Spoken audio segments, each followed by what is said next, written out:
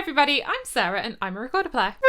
How to compose for recorders. One of my favourite things is collaborating with composers to create new repertoire for the instrument.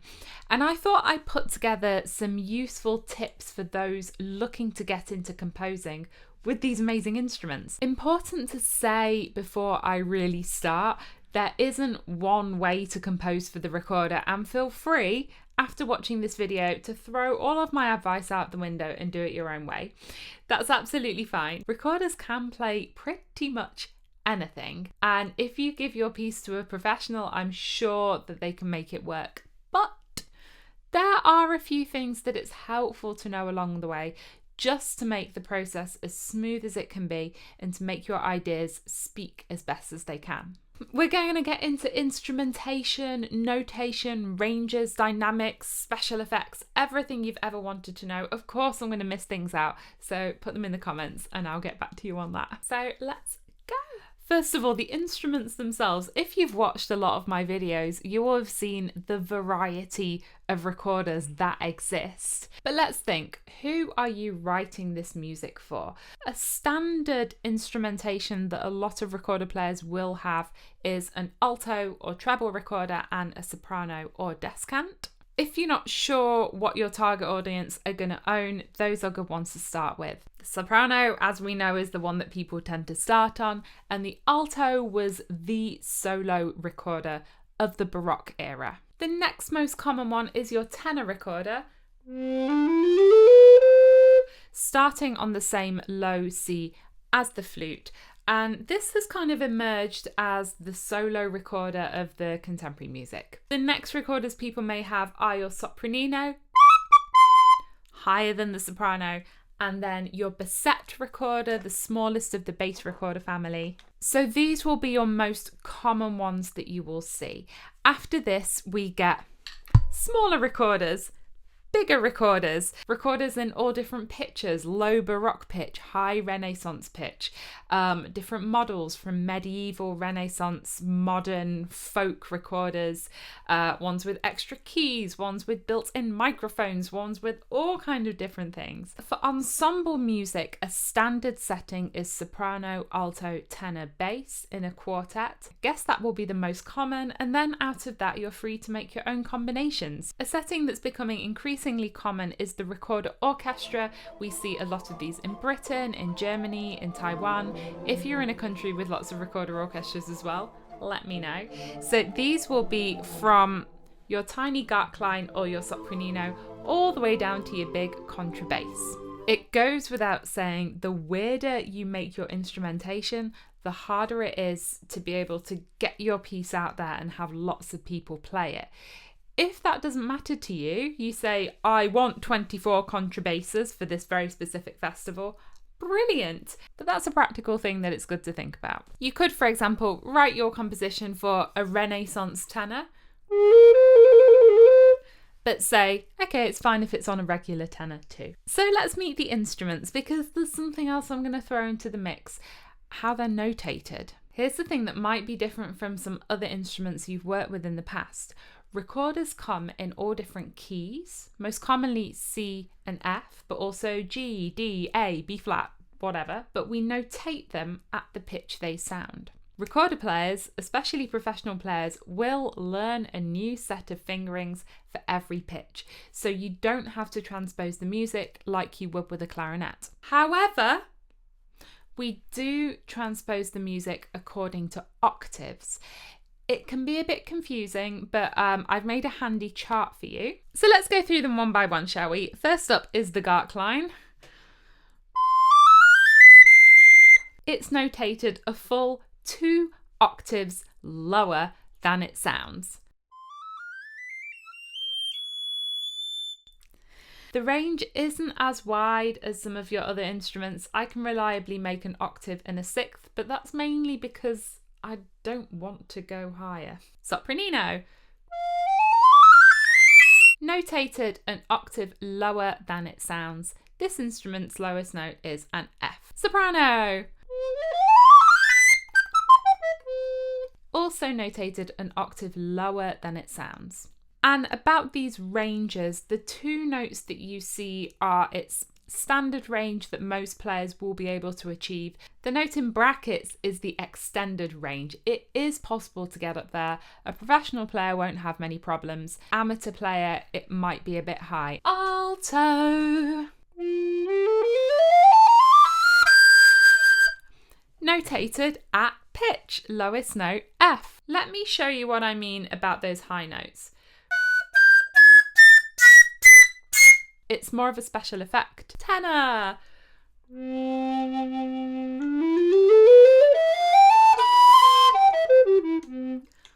Also notated at sounding pitch, lowest note, middle C. All of those were notated in treble clef. From here on out, we're notating in bass clef. Basset recorder. Basset recorder is notated in bass clef, an octave lower than it sounds. Sometimes composers notate it at sounding pitch in treble clef. That's really annoying. Great bass recorder, also referred to as C bass because the lowest note is a C.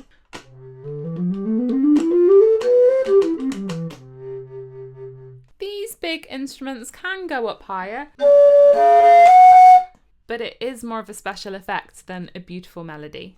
And finally, the contrabass in F, also notated in bass clef at pitch.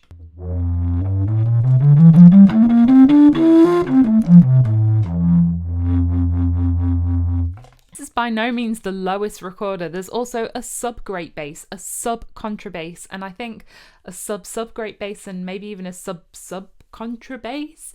They continue to be notated in the same way. It's just that they will be then sounding 2 octaves lower or 3 octaves lower than written. I've made a handy download that you can access in the description if you want an overview of how they're all notated. Let's talk about something that doesn't get discussed that often, but it is pretty important when composing: the registers of a recorder. I'm going to take my alto as an example. The first register is basically all fingers on to all fingers off. This will be the softest register on your recorder, especially I'd say the bottom 5 semitones. They sound sonorous because I'm close to the mic, but they are soft. The second register is your next 7 semitones and it sounds louder. The third register is your next 3 semitones, that's even louder. You have to blow quite fast to make it speak. And then you have what I refer to as the fourth register plus your high, loud notes. Yes, we can go higher, but as you hear by now, you need quite a lot of force to produce those notes. Playing a high, soft, delicate melody? No. Why am I mentioning this? Each register has its own volume and sound colour. The lower you go, the softer it is. So that can inform how you write dynamics.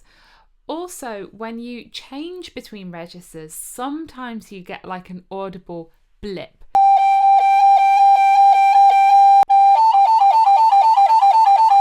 And rapidly changing between 2 registers has this extra noise quality, which you can make the choice to avoid or to explore. So if you want a particular octave of notes, you can choose to have it in a high register on a lower recorder or a low register in a higher recorder. Smoother, softer, even. Delicate. All of this brings me to the question that I most often ask with composers, which is, do you want those particular notes or do you want a particular effect? Every step of the way, keep asking yourself that question because that's going to bring you to the best result for recorder.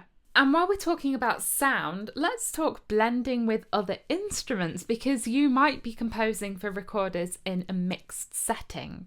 Personally, I'm up for attempting any combination of instruments. Recorder, in my experience, works beautifully with guitar, with harp, with harpsichord or any early music instrument, with singers, with electronics. Blending with loud orchestral instruments is trickier, partly because of the way the overtones and the harmonics that come out of the recorder are made up, and the tuning system. We don't always play in equal temperament. Sometimes we might be in something more early music-y like mean tone. Makes it trickier to blend and match with something like a trombone.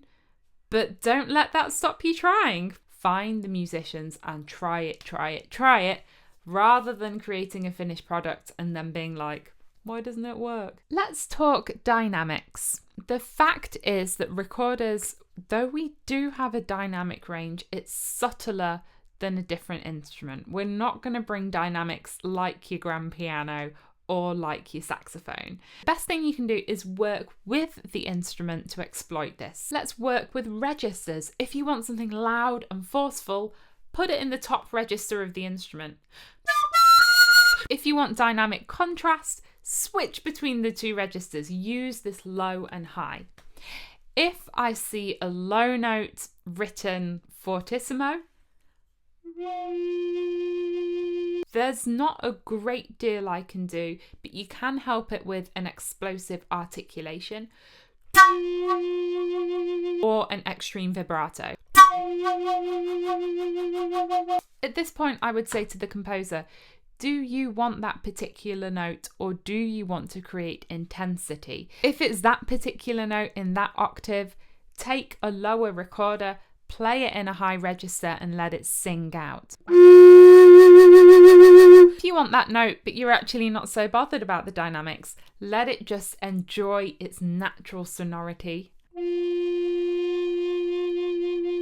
And if it's an effect you want to build something, well, we can let the note go and create it in a different way.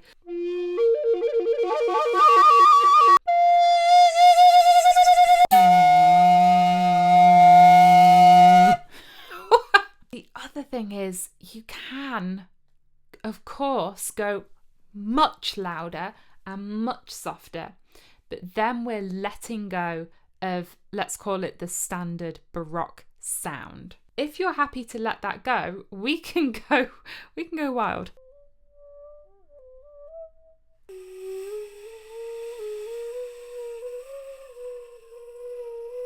Headphone users, I'm going to play loud now. Take out your headphones.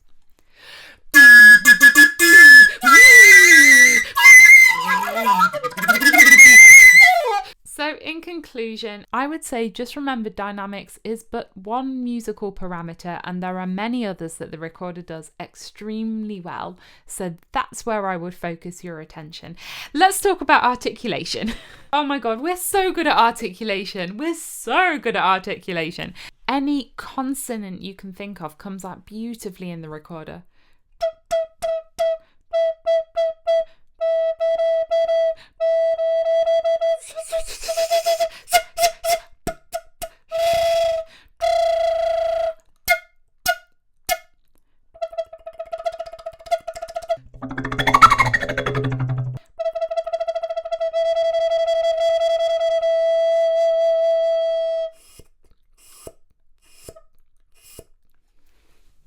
This is where the recorder can really shine. It's an incredibly sensitive, responsive, fast, agile instrument, so that's something you can feel free to exploit. Does this mean you have to write on every note the syllable we should be using in the articulation? No, you can, but I find it more helpful to have the musical intention clear and then we can create the effect that will achieve that, if that makes sense. So rather than writing out a whole alphabet of syllables for us to copy, you could write increase intensity and then we can do that in our own way. And fingerings. You would be surprised how many times professional musician colleagues have said to me, "Oh, is the recorder a chromatic instrument?" Of course, and not only that, we're also a fully microtonal instrument. We have no keys, so we can create any pitch. So don't be afraid to write whatever you like. There are some things to consider. The first is the sound colour difference between open and forked fingerings. An open fingering is where you have holes covered and then holes open. These notes tend to be very rich, very sonorous. A forked fingering is where you have alternating open and closed holes. The timbre of these notes is a bit more muted, covered, it's softer. Other instruments through history had keys added to take away this discrepancy of tone colour, but the recorder, we revel in it. Also, down here we've got our double holes, and when you've only got one of your double holes open, on the alto that's your F sharp and G sharp, it's going to make the note very soft because the air is having to escape from this tiny hole. So again, maybe this information means you want to avoid writing that way or to explore writing that way. It's up to you. And the other thing to consider is your finger changes. Lifting and replacing fingers is easy, but if you're having to continuously alternate multiple fingers, that is going to make it physically more complex. Look at the difference between and. For a professional player, that will eventually not be a problem, but it's definitely important to keep in mind if you're working with non-professional players. In your music, do you want to lean into the difficulty of this movement and enjoy the struggle? Use that theatrically in the piece, or maybe you can find an alternative. So I would say, get a recorder, get your fingering chart and check. Even if you're not a fantastic recorder player yourself, you can still see, oh, okay, for this passage, I'm having to swap 5 fingers all the time. Maybe it doesn't work so well. And then we come back to the question, do you want those notes or do you want a particular effect? I've often worked with a composer who has written something fiendish for the recorder that really does not fall naturally. But when we actually get to working on it, they just want a kind of gesture. And then I can say, oh, well, if I use these notes, these fingerings, we can achieve that much better. And they're like, yes. So let's talk about extended techniques. There are so many on the recorder. I've done in-depth videos on them before where I'll point you to, but I'm just going to quickly demonstrate a few, show them on the screen how they're notated. If you can't read what I put on the screen, you'd like me to describe it to you in text, then ask me in the comments. Flutter tongue. Glissando.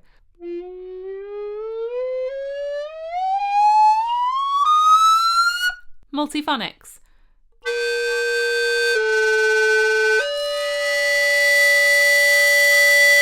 Singing and playing.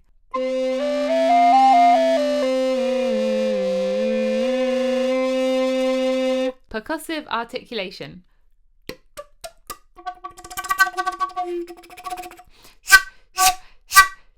Wind sounds.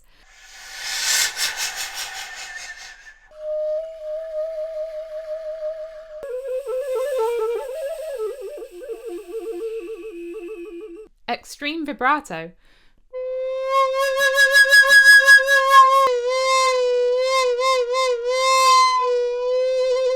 Whistle tones or flageolet tones.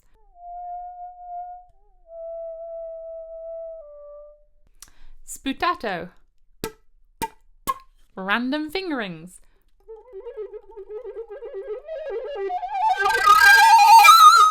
These are just a few of the many options. Don't forget you can combine all of them.